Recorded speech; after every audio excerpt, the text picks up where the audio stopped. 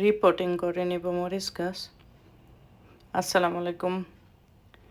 দেখেন আমি রিপোর্টিং নিছি, সবাই নিশ্চয়ই ভালো আছেন। দেশের পিল বিদেশের একটা ভিডিও নিয়ে আসলাম। আসলে উইন্টারের টাইমে অনেক ঝামেলা আমাদের গাছগুলি রিপোর্টিং করা, যে কোনো জায়গায় পিক করে নিতে হয়।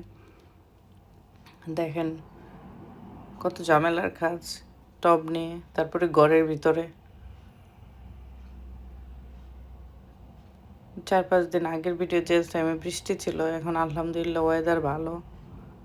দেখেন মরিচ গাছগুলি সবটি আলাদা আলাদা করে সুন্দর করে রিপোর্টিং করে দিব, কারণ ইউকের ওয়েদার যে কোনো সময় বাতাস হয়ে যায়। এটা হলো কাশ্মীরি চিলি। আলহামদুলিল্লাহ মাশাল্লাহ, দেখেন কি সুন্দর। অনেকগুলি বিচি নিয়ে আসছিলাম, প্রথমবারে করলাম। ওইগুলি গিনাগা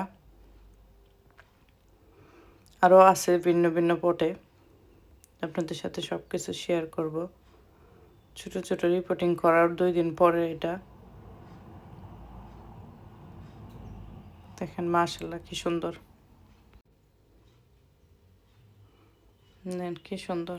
এটা হলো লম্বা চিলি, একদম লম্বা জাতীয় যে মরিচগুলি, ওইগুলি যেগুলি মাথাগুলি ভেঙে যাব, যে 2-3 দিন হয়ে গেছে, বড় হয়ে যাবে ইনশাল্লাহ। মাথাগুলি ভেঙে দিলে ছাড়লে বেশি ছাড়বে। আরও সাইড দিয়ে ডগাগুলি ভেঙে দিলে আরও গাছটা যা বেশি হয়, আরও বড় করে, আরও মরিচ ধরে বেশি করে।